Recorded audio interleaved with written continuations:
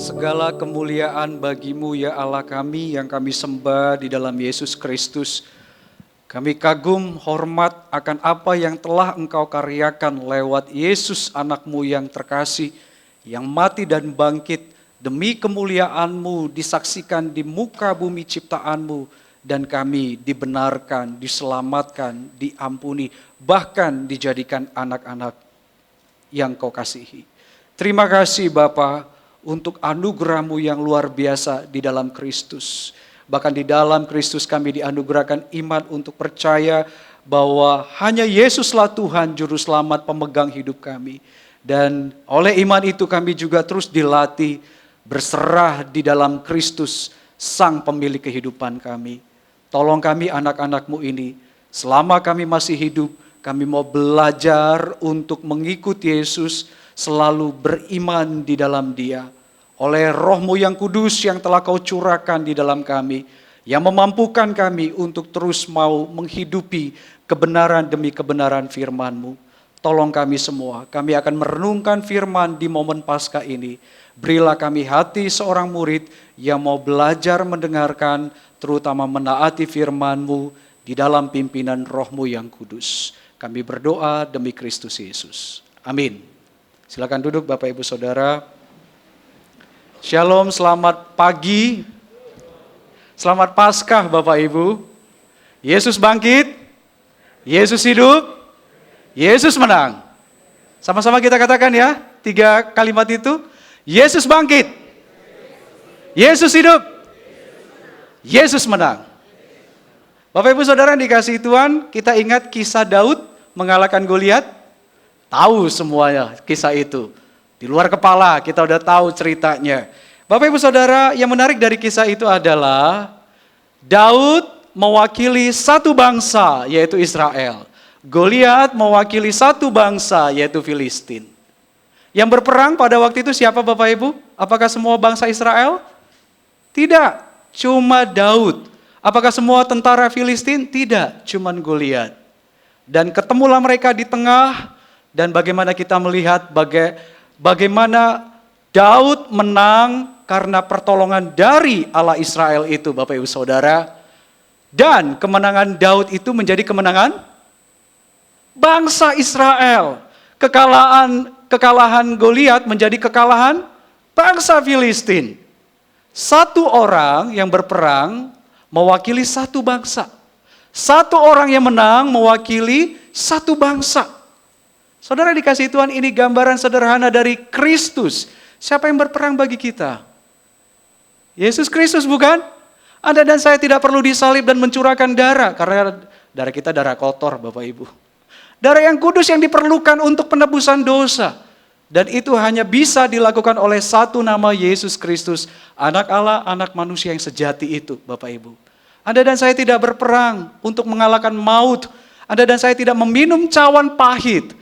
Anda dan saya tidak menerima murka Allah. Karena itu sudah diambil oleh Yesus. Bagian kita digantikan oleh Yesus. Dan bagian kita yang menarik yang diberikan oleh Yesus adalah kemenangan. Kemenangan Yesus menjadi kemenangan kita. Amin. Kemenangan Yesus menjadi kemenangan Anda dan saya. Jadi Anda dan saya bisa menang menghadapi hidup ini. Minggu lalu kita ingat Pendeta Elisa juga sudah menekankan ini. Kita bisa menang mengatasi apapun termasuk unseen yang tak terlihat itu Bapak Ibu Saudara. Di dalam kemenangan Sang Anak Domba Allah. Mari bersama-sama kita akan melihat bagian Yohanes 20 ayat 24 sampai 29. Ngomong-ngomong Bapak Ibu Saudara, kalau biasanya saya dipanggil Bang An. Bang An, dengan pakaian begini ganti nama jadi Udaan. Karena orang Minang Bapak Ibu ya. Kalau Bang An harusnya pakai ulos kayak Michael itu tadi. Ya, ini karena pakaian Minang jadi Udo gitu ya. Nanti kalau pakaiannya kayak Pau-Pau jadi Blian gitu ya. Asalkan jangan beli-beli gitu Bapak Ibu. Ya kita lihat Yohanes 20 ayat 24 sampai 29. Tetapi Thomas, seorang dari ke-12 murid itu yang disebut Didimus, tidak ada bersama-sama mereka ketika Yesus datang ke situ. Maka kata murid-murid yang lain itu kepadanya, kami telah melihat Tuhan. Tetapi Thomas berkata kepada mereka, Sebelum aku melihat bekas paku pada tangannya, dan sebelum aku mencucukkan jariku ke dalam bekas paku itu dan mencucukkan tanganku ke dalam lambungnya, sekali-kali aku tidak akan percaya. 8 hari kemudian murid-murid Yesus berada kembali dalam rumah itu dan Thomas bersama-sama dengan mereka. Sementara pintu-pintu terkunci, Yesus datang dan ia berdiri di tengah-tengah mereka dan berkata, "Damai sejahtera bagi kamu." Kemudian ia berkata kepada Thomas, "Taruhlah jarimu di sini dan lihatlah tanganku. Ulurkanlah tanganmu dan cucukkan ke dalam lambungku, dan jangan engkau tidak percaya lagi, melainkan percayalah." Thomas menjawab dia, "Ya Tuhanku dan Allahku." Kata Yesus kepadanya, "Karena engkau telah melihat aku, maka engkau percaya. Berbahagialah mereka yang tidak melihat namun percaya." Saudara dikasih Tuhan, renungan kita diberi judul kebangkitan yang memulihkan, dan itu berbicara kebangkitan Kristus. Dalam kehidupan ini tidak bisa dipungkiri Bapak Ibu ada masalah. Namun seringkali ketika kita dirundung oleh masalah itu, kita berusaha secepat mungkin mencari penyelesaian, bukan? Bagaimana menyelesaikan satu persatu permasalahan kita. Ambil contoh saja Bapak Ibu, kalau kita sakit, itu sebagai permasalahan atas kondisi fisik kita yang sedang tidak baik. Kita akan segera bagaimana menyelesaikan supaya cepat sembuh. Obat-obatan atau kita pergi ke dokter. Kita langsung konsultasi kepada orang yang tepat, dokter. Supaya membantu kita menyelesaikan permasalahan penyakit kita. Atau kalau kita punya permasalahan baik itu keuangan atau ekonomi, kita akan berusaha bagaimana menyelesaikannya. Ya setidaknya cari tambahan pekerjaan yang bisa memenuhi kebutuhan ekonomi kita. Atau kalau kita punya permasalahan keluarga, punya permasalahan pribadi, atau mungkin kita punya kegelisahan, kecemasan, ketakutan Bapak Ibu Saudara. Biasanya kita akan mencari penyelesaiannya dengan cara kita pergi ke konselor, kita pergi ke mentor, kita pergi ke psikolog supaya membantu kita menganalisa apa yang sedang terjadi baik dalam rumah tangga kita, dalam pribadi kita itu Saudara. Dan kita diberikan solusi, Saudara. Itu kita lakukan karena kita sebenarnya tidak senang dengan adanya permasalahan. Kalau bisa cepat-cepat keluar dari permasalahan. Saudara yang dikasihi Tuhan, ternyata kebangkitan Kristus itu tidak segera dimengerti oleh para murid. Kalau kita membaca Injil, khususnya beberapa Injil Lukas dan Injil Yohanes Bapak Ibu, kita akan menemukan permasalahan para murid di sekitar sejarah kebangkitan Kristus. Tadi pagi saya cuma fokus menekankan tentang ketakutan. Satu permasalahan yang dialami para murid. Tapi kalau kita lihat Bapak Ibu secara cermat di dalam Injil-Injil ini, kita akan melihat ada berbagai macam permasalahan yang dialami para murid. Kalau kita melihat di dalam Yohanes 20 ayat 9, di sana baik itu Petrus maupun Yohanes yang sudah pergi ke kubur dan melihat kubur itu kosong Saudara, mereka pun belum bisa mengerti apa yang sedang terjadi. Mereka tidak langsung mengingat bahwa Yesus sudah pernah 4 kali mengatakan kepada mereka bahwa anak manusia itu akan menderita, mati dan bangkit. Mereka tidak bisa mengerti akan hal itu meski Yesus sudah bangkit sekalipun Bapak Ibu. Ya, jadi ketidakmengertian. Kemudian ketika kita melihat Yohanes 20 ayat 13, di sana Maria Magdalena merasakan kehilangan. Sampai disapa oleh malaikat, disapa oleh Tuhan Yesus, masih belum hilang rasa kehilangannya itu. Sampai dia katakan, "Aku tidak tahu di mana tubuh atau mayat dari Tuhannya itu," Bapak Ibu.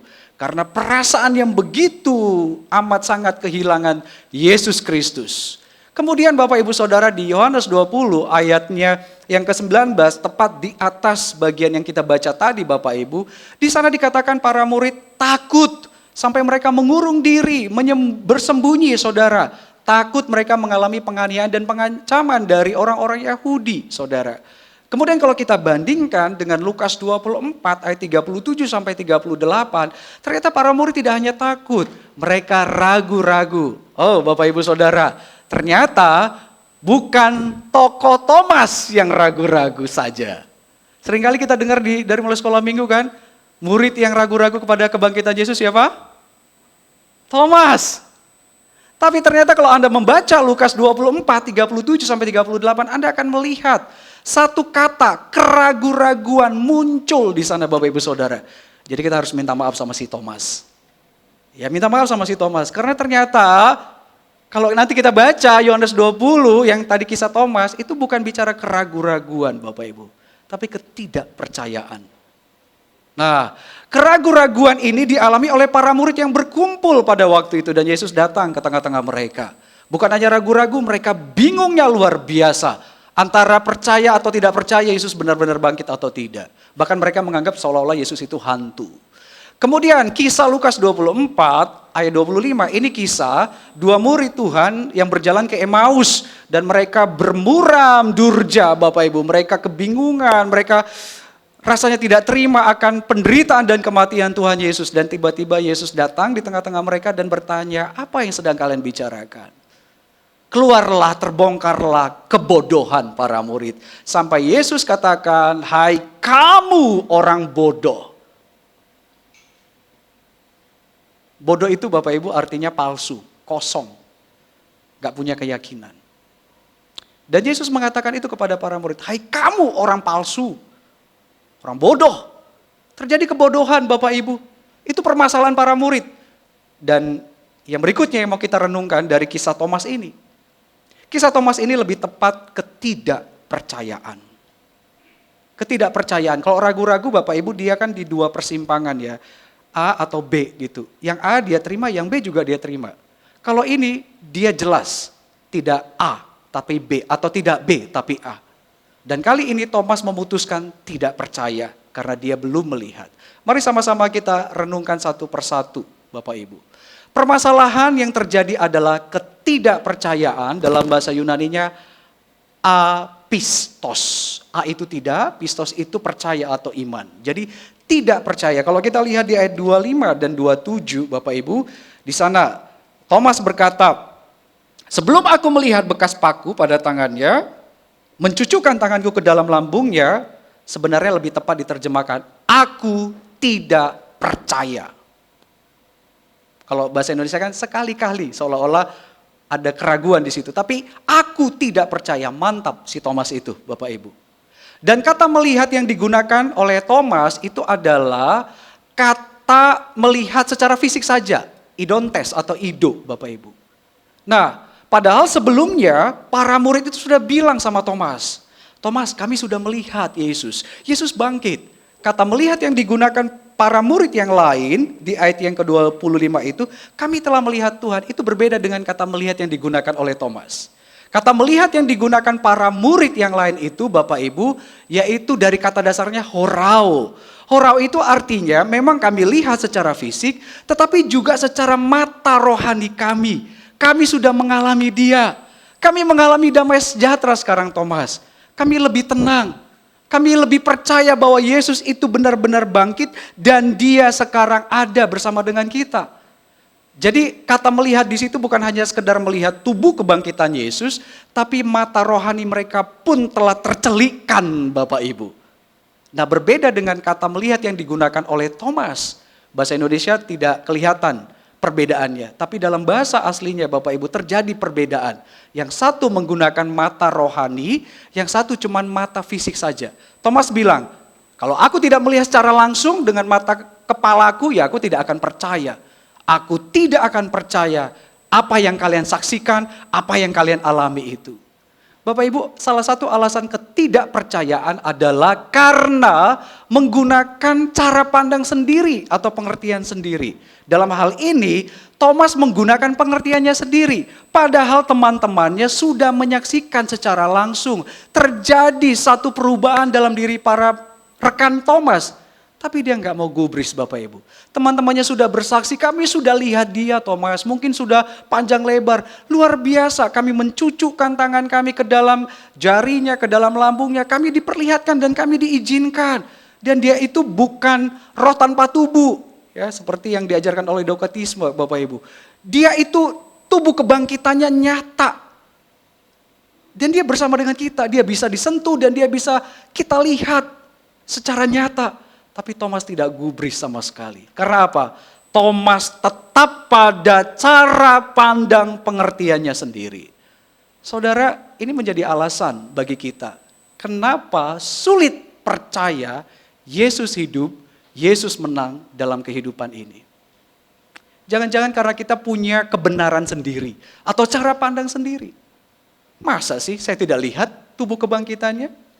Saya tidak mendengar suaranya?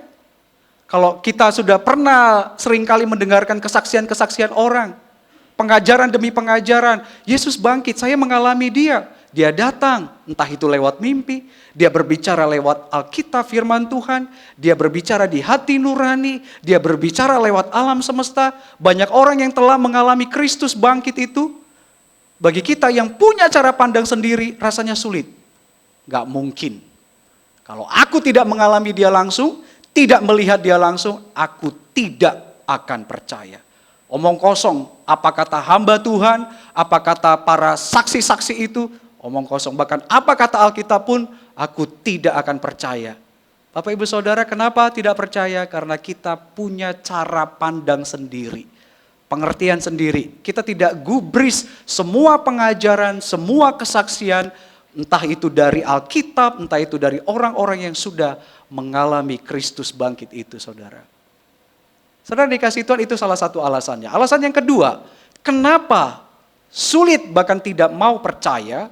Karena mengabaikan kebenaran Tuhan. Mari kita lihat di ayat 27. Di sana Yesus sendiri yang mengatakan kepada Thomas, jangan engkau tidak percaya lagi. Apistos. Jangan apistos Thomas. Jangan tidak percaya lagi, melainkan percayalah. Apa maksud dari perkataan Yesus ini Bapak Ibu Saudara? Jangan tidak percaya lagi. Thomas itu karena dia punya pengertian sendiri, maka kebenaran Tuhan mau seperti apapun dia nggak mau benamkan itu di dalam pikiran, hatinya. Sehingga sekali lagi sulit bagi dia untuk menerima kenyataan Yesus bangkit Bapak Ibu Saudara. Dia tidak mau meyakini kebangkitan Yesus, apalagi berserah di dalam Kristus. Bapak Ibu Saudara, apistos itu berasal dari kata dasarnya pistos, pistis, pisteo. Itu artinya iman Bapak Ibu. Iman secara sederhananya kita percaya kepada Tuhan. Tuhan yang bangkit, Tuhan yang hidup, Tuhan yang menang.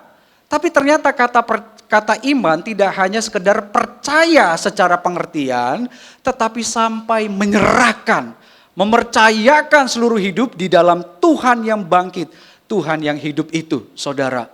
Itulah yang disebut dengan kita sekarang di dalam Kristus, Kristus di dalam kita. Ini seringkali diulang oleh Rasul Paulus sebanyak 164 kali di dalam tulisan-tulisan Rasul Paulus. Di dalam Kristus. Artinya apa Bapak Ibu Saudara? Kita tidak cukup, ya aku percaya ini kubur kosong, batu sudah terguling, tidak ada lagi mayat Yesus di situ. Aku percaya Yesus. Tapi iman itu sampai mempercayakan sekecil-kecilnya kehidupan ini di dalam Tuhan. Karena sejatinya kita sudah mati akibat dosa kita. Kita sudah mati karena pelanggaran-pelanggaran kita. Sekarang kita bisa hidup itu karena Yesus di dalam kita dan kita di dalam Dia, saudara yang dikasihi Tuhan. Nah, dalam hal ini Thomas mengabaikan kebenaran Tuhan yang radikal ini, Bapak Ibu Saudara. Sehingga sulit bagi dia untuk benar-benar mau percaya Yesus hidup, Yesus bangkit, apalagi mau berserah. Dia aja gak percaya Yesus itu hidup, mau gimana berserah di dalam Tuhan. Saudara yang dikasihi Tuhan, tetapi Yesus itu sangat baik, ya, luar biasa. Dia tahu bahwa Thomas ini perlu pertemuan khusus dengan dia. Bayangkan sampai menunggu 8 hari kemudian baru Thomas itu mengalami yang namanya pemulihan. Penyelesaian atas permasalahan ketidakpercayaan itu. Dan Tuhan kita itu Tuhan yang memberikan kasih karunia yang luar biasa. Tuhan itu memperpanjang anugerahnya kepada Thomas. Bapak Ibu, berbahagialah. Kata ini sering diulang bukan di dalam Alkitab, termasuk Yesus di ayat 29, berbahagialah. Matius 5, Yesus mengatakan ucapan bahagia, berbahagialah. Tahukah kita apa artinya berbahagialah? Apa artinya berbahagialah di situ Bapak Ibu? Makarioi. Berbahagialah itu secara sederhananya diterjemahkan bahwa Tuhan memperpanjang kasih karunia-Nya. Tuhan memperpanjang anugerahnya kepada manusia. Makanya gak heran Tuhan di sini bisa kita lihat bagaimana dia memperpanjang anugerahnya kepada Thomas. Mungkin teman-temannya bilang dasar dablek lu. Gitu ya, bisa aja bilang begitu ya. keras kepala, tegar tengkuk, mungkin macam-macam kata-kata yang tidak baik disematkan kepada Thomas, Bapak Ibu. Keras hati, batu lu, mungkin bisa aja bilang begitu Bapak Ibu. Itu dari perspektif manusia. Tapi dari perspektif Kristus yang bangkit itu, Thomas mendapatkan kasih karunia yang panjang. Mungkin berbeda dengan teman-temannya dalam 1-2 hari ada yang bisa percaya Bapak Ibu. Thomas butuh waktu 8 hari kemudian baru bisa sungguh-sungguh percaya. Tetapi kita nggak boleh menghakimi Thomas. Ya, jangan kita hakimi lagi Thomas itu Bapak Ibu. Sekali lagi nanti kita minta maaf sama Thomas ya. Maafkan kami Thomas, seringkali menghakimimu selama ini. Kami udah diajarkan dari kecil begitu. Jadi kita harus minta maaf. Bapak Ibu kita lihat, dari perspektif manusia kita nggak bisa menghakimi Thomas. Kita harus melihat Thomas itu dari perspektif ilahi. Bagaimana Kristus memperpanjang kasih karunia-Nya, anugerahnya kepada Thomas. Kalau ada yang 1 hari langsung percaya, 2 hari percaya, Thomas kasus khusus. 8 hari kemudian baru percaya Bapak Ibu. Jadi kita sama-sama melihat anugerah Tuhan di sana bukan? Kasih karunia Tuhan di sana bukan? Jadi Bapak Ibu Saudara ini penghiburan, penguatan bagi kita. Mungkin di sekitar kita ada orang-orang yang tidak percaya. Kita udah injili mereka, kita sudah beritakan tentang kebenaran, kita sudah saksikan pengalaman-pengalaman rohani kita tentang Yesus kepada entah itu suami, istri, orang tua, anak, sepupu, saudara kita, sahabat kita, majikan kita, ataupun karyawan kita, atau siapa saja Bapak Ibu. Kita udah sharing, kok gak mau percaya-percaya ya, dasar dablek mungkin gitu ya Bapak Ibu ya. Wah ini dasar orang yang kayaknya nanti akan dapat hukuman kekal gitu ya. Mungkin kita udah langsung mudah menghakimi, ya udahlah aku gak mau lagi beritakan Injil kepada orang itu. Bapak Ibu, teruslah beritakan. Teruslah kasihi orang itu. Kita gak tahu kasih karunia Allah bisa saja diperpanjang untuk orang itu Bapak Ibu. Kalau kita mungkin dalam usia 20 udah langsung percaya Yesus. Mungkin ada orang usia 70 tahun baru bisa percaya Yesus. Baru mau terima Yesus. Udah diinjili berulang-ulang. Tunggu sekarat baru mau percaya Tuhan Yesus Bapak Ibu. Tapi kita akan melihat itu dari perspektif Kristus. Itu kasih karunia Tuhan yang diberikan kepada dia. Dan kita gak perlu menghakimi orang itu. Kalaupun dia 70 tahun baru percaya Yesus, puji Tuhan bukan? Kalaupun detik-detik tinggal satu nafas lagi baru dia kata, aku percaya Yesus. Puji Tuhan juga Bapak Ibu. Dia sudah menerima Yesus. Dan gak ada hak kita untuk menghakimi orang-orang yang demikian saudara. Ya, jadi kalaupun kita sudah dipakai Tuhan untuk terus beritakan Injil, terus lakukan itu. Lihat anugerah Tuhan, kasih karunia Tuhan itu terus diberikan kepada orang tersebut.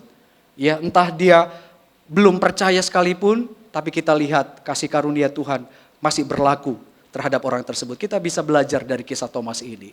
Saudara, mungkin 2 alasan ini juga yang pernah kita alami. Kenapa kita sulit sekali percaya kepada Tuhan Yesus? Saudara kalau ditanya saya, kira-kira saya di bagian mana? Saya yang kedua, Bapak Ibu. Rasanya sulit menerima kebenaran Tuhan. Saya itu Bapak Ibu lahir dari keluarga Kristen. Tapi tidak serta-merta saya langsung percaya Yesus, apalagi sampai berserah di dalam Dia. Ingat ya, sekali lagi iman itu bukan hanya sekedar percaya, tetapi sampai berserah. Itu sulit sekali bagi saya.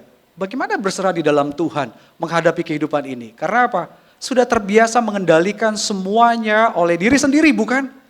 Tiba-tiba menjadi hamba yang harus tunduk kepada Tuhan yang hidup itu. Saudara dikasih Tuhan, pengalaman saya dilahirbarukan itu baru terjadi 2001. Tepat saya mau usia 20 tahun. Baru benar-benar percaya dan mau belajar untuk berserah di dalam Tuhan. Padahal mama saya, papa saya itu udah ngajarin tentang Tuhan itu dari kecil Bapak Ibu. Dari kecil udah diajarin. Udah sekolah minggu, rajin ke sekolah minggu. Bahkan Bapak Ibu di sekolah minggu itu selalu dapat predikat anak sekolah minggu terbaik. Karena apa? Menghafal ayat hafalan di luar kepala. Ya kalau di dalam kepala itu namanya contekan kali ya Bapak Ibu.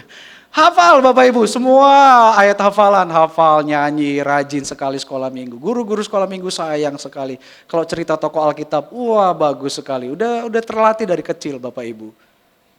Tapi bukan berarti saya orang yang punya keyakinan di dalam Kristus Yesus. Saya tidak tahu bagaimana hidup beriman itu. Dan banyak orang yang udah cerita, wah mereka mengalami Tuhan, berjumpa dengan Tuhan. Tapi sulit bagi saya untuk menerima. Karena saya belum mengalami secara pribadi Tuhan itu. Kebenaran-kebenaran Tuhan yang diajarkan itu hanya sebatas di head. Belum sampai ke heart, apalagi sampai ke hand.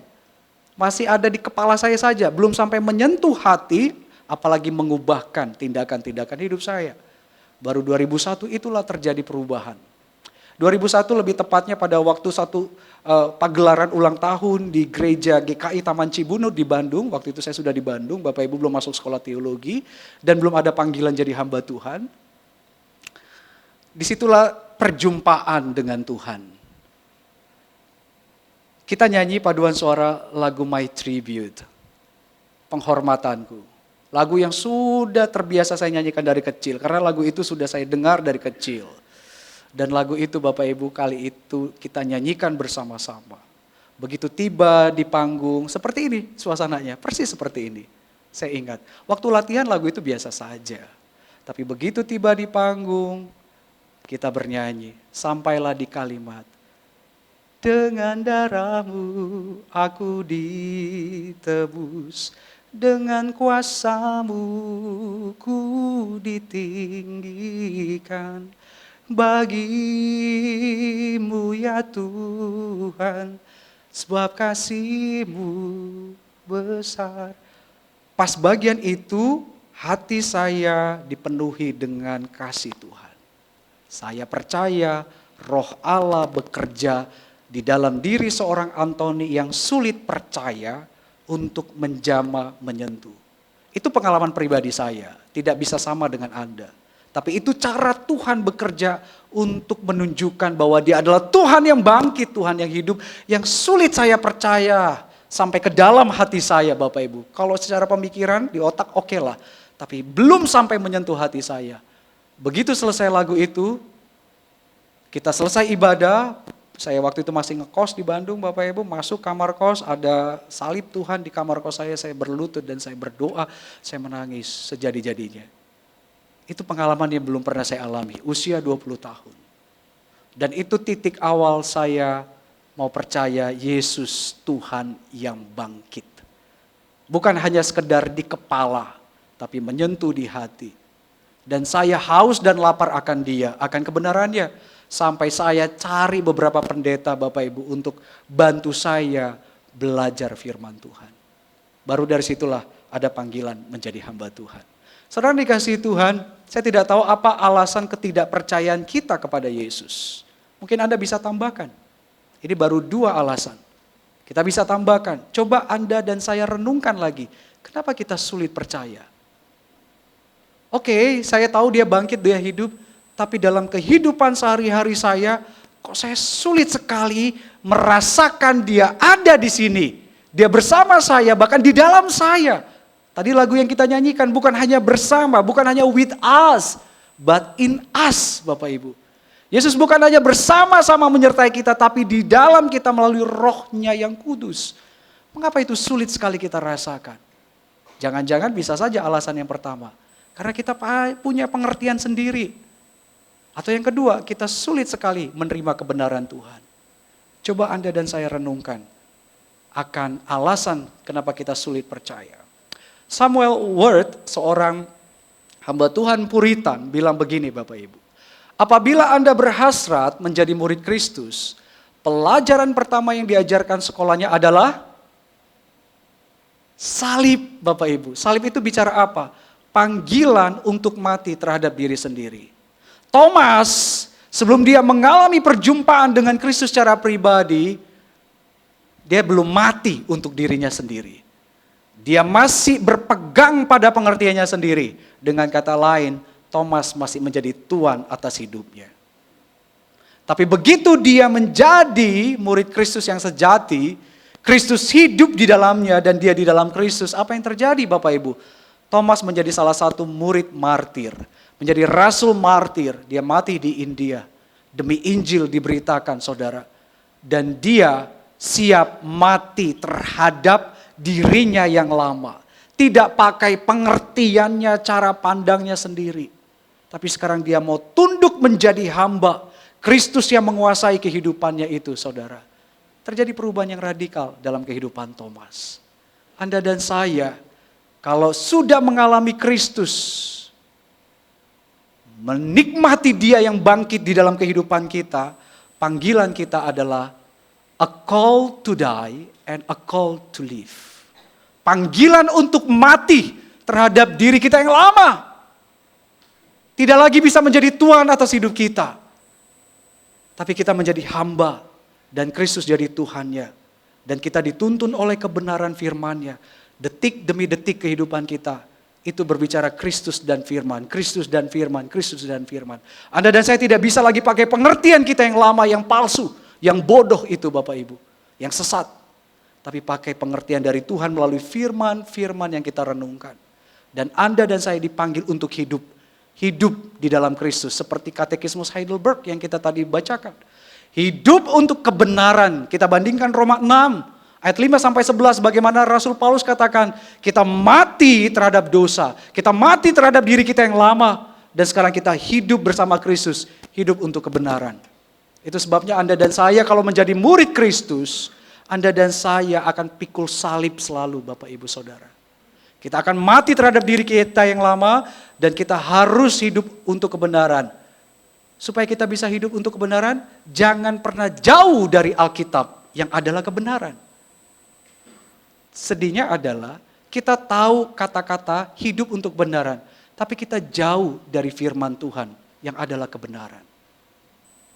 Saya ingin mengajak Anda Bapak Ibu Saudara, kalau Anda dan saya sudah mengalami Kristus sang kebenaran yang hidup itu, mari bersama-sama berikan waktu-waktu kita untuk renungkan kebenaran ini.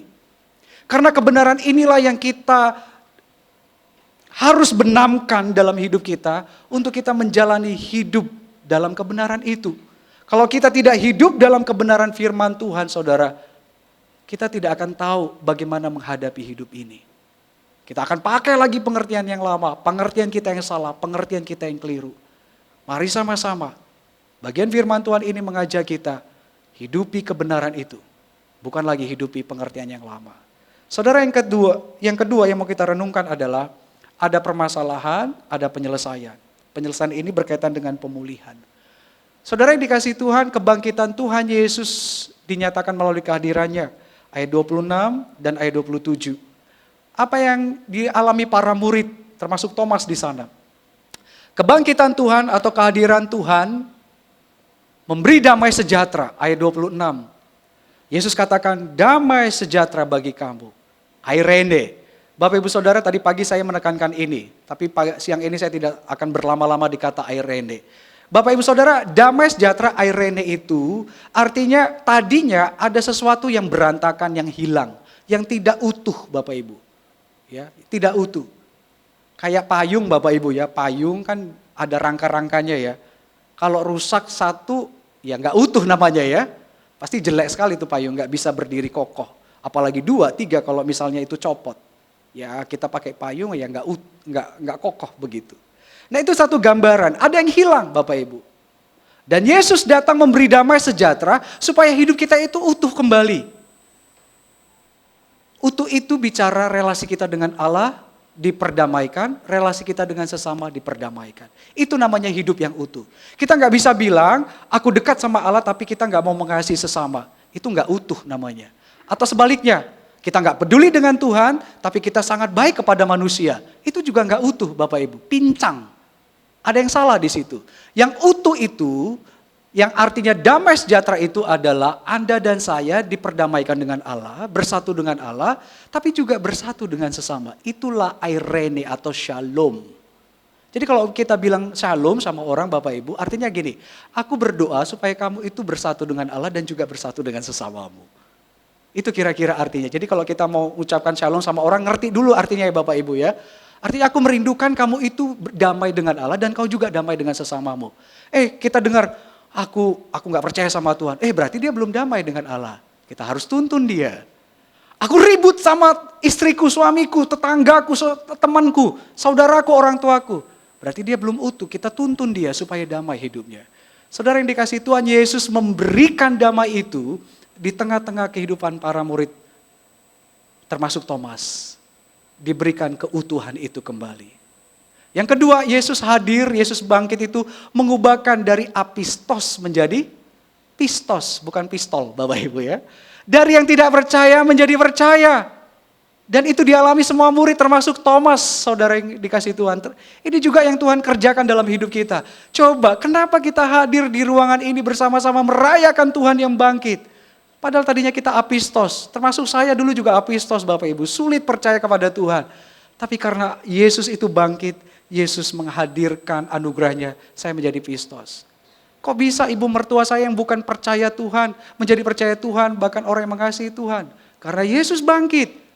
Menjadi orang percaya. Kakak ipar saya yang bukan orang percaya Bapak Ibu, yang tadinya dari keyakinan seberang, sekarang menjadi pengikut Yesus. Kenapa? Karena Yesus bangkit, Yesus hidup. Yesus bekerja melalui Roh-Nya yang kudus. Dari apistos menjadi pistos. Anda dan saya pun tadinya begitu bukan? Dari yang tidak percaya menjadi percaya itu karena Yesus. Dari situ aja kita bisa melihat Yesus itu nyata bangkit bukan Bapak Ibu? Kalau kita mau bertanya, Yesus itu gimana sih bukti dia bangkit? Lihat aja, tadinya siapa kita? Yang tadinya bukan orang percaya, kok bisa ya sekarang saya percaya Yesus dan saya berserah di dalam dia menghadapi kehidupan ini. Itu bukti Yesus bangkit. Dan yang terakhir Bapak Ibu, Yesus bangkit, Yesus hadir itu dia mengubahkan seorang Thomas menjadi penyembahnya. Di ayat 28 dikatakan oleh Thomas, ya Tuhanku dan Allahku. Yang tadinya dia bilang aku tidak akan percaya kalau dia tidak melihat Yesus. Begitu Yesus memperlihatkan dirinya kepada Thomas, Thomas tersungkur di hadapan Yesus dan menjadi penyembah Yesus. Ya Tuhanku dan Allahku.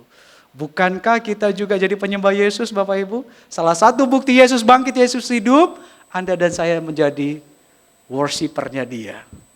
Penyembah-penyembah dia. Kenapa di hati kita ada pujian, ada pengakuan bahwa Yesus termanis dalam hidup kita. Yesus yang terindah, Yesus yang termulia. Itu karena Yesus bangkit dan Roh-Nya bekerja atas kita. Mengubahkan kita dari pendosa menjadi penyembahnya. Dari pendosa menjadi pengikut Yesus. Saudara, indah sekali bukan kebangkitan Tuhan bagi kita. Dan inilah kebahagiaan hidup kita. Karena kita orang-orang yang meskipun secara kasat mata tidak melihat tubuh kebangkitan Yesus. Namun kita percaya dia hidup. Dan kita tidak hanya percaya, tapi kita mau belajar berserah. Satu demi satu. Saya tidak tahu apa yang menjadi kesulitan Anda. Ada apa yang menjadi ketakutan Anda saat ini. Mungkin Anda sedang mengalami yang namanya ketakutan karena sakit penyakit kita belum sembuh. Atau kita sedang digerogoti dengan yang namanya kecemasan yang kita pun tidak tahu kenapa itu bisa terjadi. Saudara dikasihi Tuhan, saya pun kalau dibilang juga punya ketakutan, punya kecemasan. Tahun lalu waktu saya sakit, saya tadi pagi juga sharing kan, ketakutan saya adalah, apakah saya bisa sembuh? Apakah saya bisa pulih Tuhan? Apakah saya bisa melayani lagi? Dan kesakitan saya itu entah kenapa berubah menjadi ketakutan, dan ketakutan itu selalu menghantui saya, bahkan membuat saya jadi tidak percaya diri. Mungkin Bapak Ibu Saudara melihatnya enggak, lu biasa aja.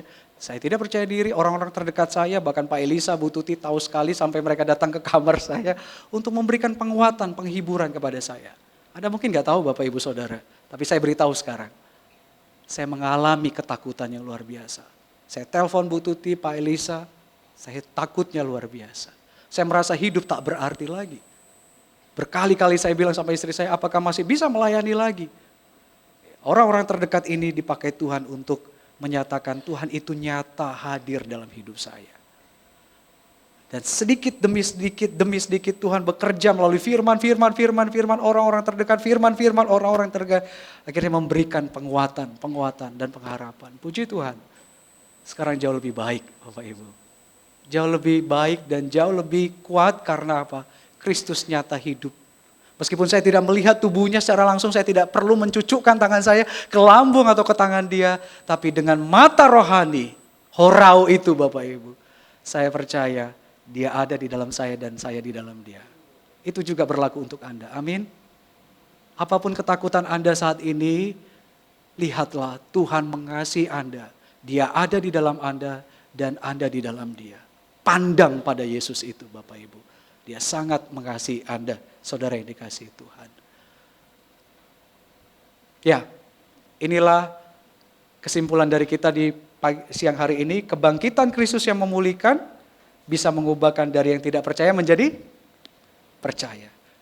Itulah kehebatan akan kebangkitan Yesus. Mari nikmati kebangkitan itu. Dan terjemahkanlah dalam hidup kita masing-masing. Roh Kristus menyertai Anda dan saya. Amin. Mari kita berdoa. Bapa di surga, kami bersyukur memuji Engkau. Allah kami yang hidup, Allah kami yang hebat di dalam Yesus Kristus. Kami yang tadinya pendosa, kami yang tadinya pribadi-pribadi yang mencintai pengertian kami sendiri. Kami yang tadinya tidak percaya, bahkan bukan penyembah-Mu. Namun di dalam Kristus yang mati dan bangkit, kasih karunia Allah dilimpahkan kepada kami. Roh Kudus dicurahkan bagi kami, menyentuh hati kami, mengubahkan kami. Dari pendosa menjadi pengikut Kristus. Bahkan menjadi penyembah-penyembah Yesus. Dari apistos menjadi pistos. Semua karena anugerah-Mu ya Allah di dalam anak-Mu Yesus Kristus. Tolong kami, anak-anak-Mu. Engkau tahu pergumulan kami masing-masing. Kami punya ketakutan, kami punya mungkin kecemasan, keraguan-raguan dalam hidup ini. Tolong kami, supaya kami terus memandang kepada Kristus yang bangkit itu. Dan itu memberikan kami pengharapan, kekuatan untuk menghadapi semua yang sedang terjadi. Dan pada akhirnya kami akan memuji-muji Tuhan, bersaksi akan keagungan Tuhan kami. Terima kasih untuk firman-Mu pada pagi hari ini. Tolonglah kami anak-anak-Mu ini. Demi Yesus Kristus kami berdoa dan bersyukur. Amin.